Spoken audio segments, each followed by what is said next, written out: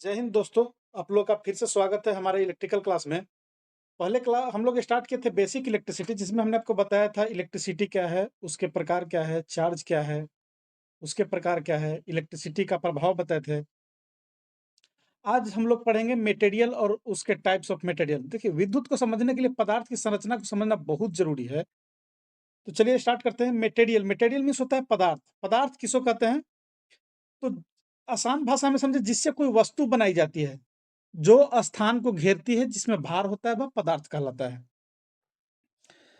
जो पदार्थ एग्जाम्पल के तौर पे देखें तो वुड मीन्स लकड़ी, आयरन, प्लास्टिक, ग्लास, दुनिया में जो भी है सब पदार्थ के अंतर्गत आता है। सभी चीज पदार्थ है। हम, आप, इंसान, जानवर सब पदार्थ है। तो पदार्थ जो है वो तीन अवस्था में मुख्यतः पाई जाती है: सॉलिड, लिक्विड और गैस। सॉलिड मीन्स ठोस, लिक्विड मीन्स द्रव्य, और गैस में इसके अलावा दो और अवस्थाएं होती है, जिसको हम लोग बोलते हैं प्लाज्मा और बोस आइंस्टीन के रूप में भी दो अवस्था होती है, लेकिन उसे हमें जानना जरूरी नहीं है। हम लोग देखेंगे सॉलिड, लिक्विड और गैस। सॉलिड क्या है? ठोस, जिसका आकार और आयतन दोनों निश्चित होता है। जिसका आकार और आयतन दोनों निश्चित होता है, सॉलिड कहलाता है। एग्जाम्पल के तौर पे देखें तो स्टोन, पत्थर, लकड़ी, आयरन, ये सब जो है वो सॉलिड की एग्जाम्पल है। लिक्विड में देखें दोस्तों तो लिक्विड है द्रव्य। मतलब द्रव्य का जो है आयतन तो निश्चित होता है, लेकिन आकार निश्चित नहीं होता है। एग्जाम्पल पे देखें तो अगर आप 1 लीटर वाटर लेते हैं, 1 लीटर वाटर को अगर आप ग्लास में डालेंगे तो वह ग्लास का आकार ले लेगा, लेकिन पानी 1 ही लीटर रहेगा। अगर उसको बाल्टी में डालेंगे तो वह बाल्टी का आकार ले लेगा, उसको जग में डालेगा तो जग का आकार लेगा। कहने का मतलब है कि उसे जिस भी बर्तन में डालिएगा, आकार उसका यानी आकार निश्चित नहीं है। लेकिन पानी जो है 1 ही लीटर, नहीं, उसका आयतन जो है वह निश्चित होता है। वह क्या होता है? लिक्विड होता है। जैसे मिल्क हो गया, वाटर हो गया, ऑयल हो गया। अब देखते हैं गैस। गैस जिसका न तो आकार निश्चित होता है और न ही आयतन निश्चित होता, दोनों ही अनिश्चित होता है, गैस कहलाता है। जैसे कि ऑक्सीजन हो गया, कार्बन डाइऑक्साइड हो गया, नाइट्रोजन हो गया, ये सब गैस जो है गैस के अंतर्गत आता है। अब जो पदार्थ है वो बना किस चीज से है? पदार्थ जो है किस चीज से बना है? तो पदार्थ बना है हम लोग को मॉलिक्यूल से। पदार्थ जो बना है मॉलिक्यूल से। देखिए मॉलिक्यूल क्या है? मॉलिक्यूल्स अणु, दो या अधिक परमाणु के रासायनिक बंधन से बना समूह या किसी यौगिक या तत्व सबके साथ सबसे छोटा एवं स्वतंत्र कण होता है। देखिए आसान भाषा में बोले तो पदार्थ का वह सूक्ष्मतम कण जिसे विभाजित किया जा सके अणु कहलाता है। यह भौतिक एवं रासायनिक गुण, इसमें जो भौतिक और रासायनिक दोनों ही गुण विद्यमान रहते हैं, जो है अणु है। जैसे उदाहरण के तौर पे देखें तो ऑक्सीजन का गैस अणु O2 दो ऑक्सीजन परमाणु से बना है। जल का अणु H2O दो हाइड्रोजन और एक ऑक्सीजन परमाणु से बना है। अब देखते हैं परमाणु क्या है। तब परमाणु जो है वह किसी तत्व का सबसे छोटा कण। किसी पदार्थ का सबसे छोटा कण पूछे तो अणु, लेकिन किसी तत्व का सबसे छोटा कण होता है, वह होता है परमाणु। और परमाणु जो है वह केवल रासायनिक अभिक्रिया में भाग ले सकते हैं, यह स्वतंत्र अवस्था में विद्यमान नहीं रहते हैं। जो परमाणु होता है, जिसको हम लोग अगर देखें परमाणु को, तो परमाणु की संरचना, एटॉमिक स्ट्रक्चर देखें तो कुछ इस तरह से रहती है दोस्तों। सबसे पहले बीच में रहेगा एक नाभिक,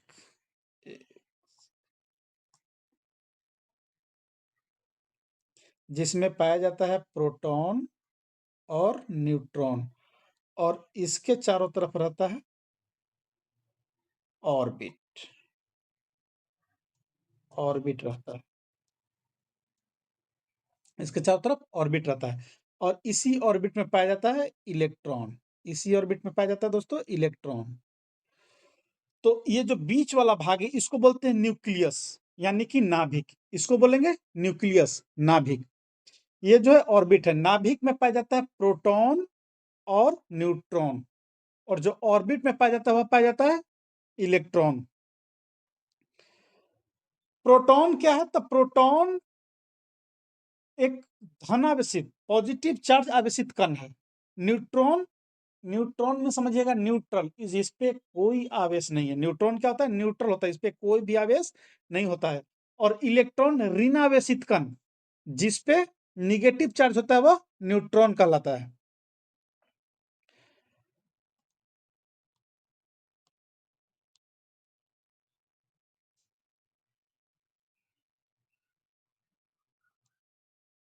एक प्रोटॉन पे देखें, एक प्रोटॉन का आवेश होता है, वह होता है, आवेश मीन्स चार्ज, एक प्रोटॉन पर जो चार्ज होता है, इसको ध्यान रखिएगा, एक प्रोटॉन पर जो चार्ज होता है वह होता है 1.602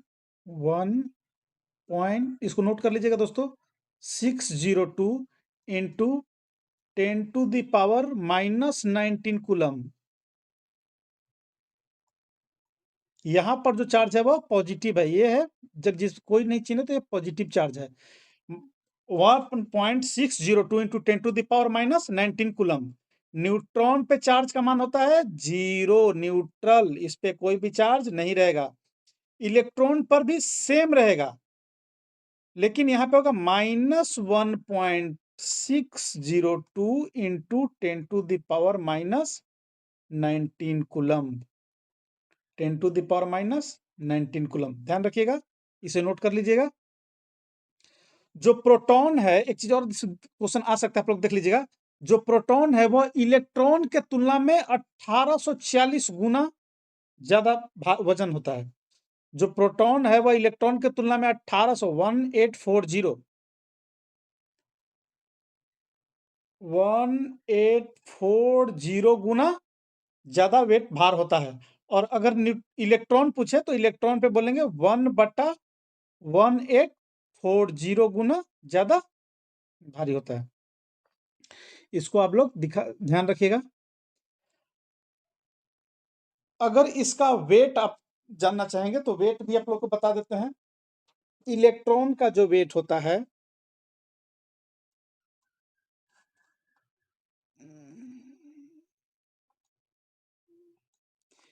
इलेक्ट्रॉन का जो वेट होता है वह होता है 9.02 इंटू 10⁻⁻31 kg।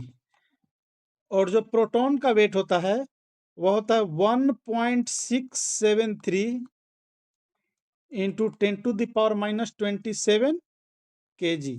अगर इसको हम लोग ग्राम में लें तो यहाँ पे हो जाएगा 10⁻⁻24 ग्राम, 1.673 इंटू 10⁻⁻24 ग्राम।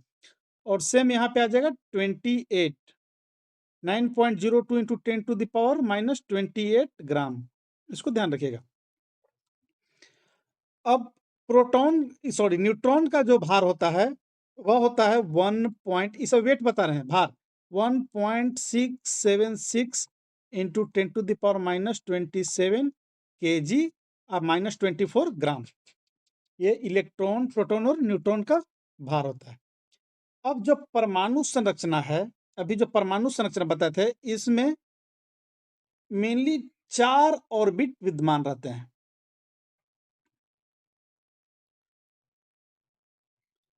4 ऑर्बिट विद्यमान रहते हैं, जिसको बताते हैं आप लोग को। पहले ऑर्बिट या सेल, उसे सेल भी बोला जाता है, तो पहले ऑर्बिट को हम लोग के से सूचित करते हैं, दूसरे ऑर्बिट को एल से, तीसरे ऑर्बिट को एम से और चौथे ऑर्बिट को एन से। इसमें जो इलेक्ट्रॉन का संख्या है उसे ज्ञात करने के लिए एक फार्मूला होता है। इलेक्ट्रॉन ज्ञात करने के लिए फार्मूला होता है 2n²। N means number of orbit. अब जैसे के सेल है, ए 1 नंबर ऑर्बिट पे है, एल जो है 2 नंबर ऑर्बिट पे, एम 3 नंबर ऑर्बिट पे, एन 4 नंबर ऑर्बिट पे। तो हमें फर्स्ट में कितना ऑर्बिट में, के ऑर्बिट में कितना इलेक्ट्रॉन होगा, इसे ज्ञात करने के लिए देखेंगे E is equal to 2 into n, n मतलब कितना, 1, 1 का स्क्वायर, यानी कि 2 into 1 is equal to 2 electron. अगर एल में देखें तो 2 इंटू 2 का स्क्वायर, यानी कि 2 into 4 is equal to 8 electron. Same n में देखते हैं, 2 इंटू एन 3 का स्क्वायर, यानी कि 2 × 9 = 18 इलेक्ट्रॉन। n में देखें, n में तो 2 × 4 का स्क्वायर = 2 × 16 = 32 इलेक्ट्रॉन। यह होता है एटॉमिक स्ट्रक्चर। और जो सबसे बाहरी कक्ष में होता है, सबसे बाहरी कक्ष को बोलते हैं वैलेंस इलेक्ट्रॉन। सबसे बाहरी कक्ष को क्या बोलेंगे? Valence electron. यानी कि जिस परमाणु की अंतिम कक्षा में यानी अंतिम ऑर्बिट में जितने इलेक्ट्रॉन्स उपस्थित होते हैं, उसे हम लोग कहते हैं वैलेंस इलेक्ट्रॉन। ध्यान रखिएगा, किसी परमाणु की अंतिम ऑर्बिट में जितने इलेक्ट्रॉन्स उपस्थित रहते हैं उसको बोलते हैं वैलेंस इलेक्ट्रॉन। और वही निर्धारित करता है कि यह जो है मटेरियल वह कंडक्टर है, सेमीकंडक्टर है कि। वीडियो ज़्यादा बड़ा हो जाएगा, इसलिए हम लोग आज यहीं तक रहने देते हैं। नेक्स्ट क्लास में देखेंगे कंडक्टर क्या है, सेमीकंडक्टर क्या है और इंसुलेटर क्या है। ये सब टॉपिक को हम लोग क्लियर करेंगे। आप जिन लोगों ने पहले वीडियो को नहीं देखा है, उसे डिस्क्रिप्शन में लिंक दिया गया है, जाकर के वहाँ पे देख सकते हैं। और जिन बच्चों को प्रीवियस ईयर पेपर चाहिए या टेस्ट पेपर चाहिए, उसे परचेज करने के लिए भी डिस्क्रिप्शन में लिंक दिया गया है, उसे जाकर के देख सकते हैं। testclasshub.com पे जाकर के आप लोग परचेज कर सकते हैं। जय हिंद दोस्तों, नेक्स्ट वीडियो में फिर मिलेंगे।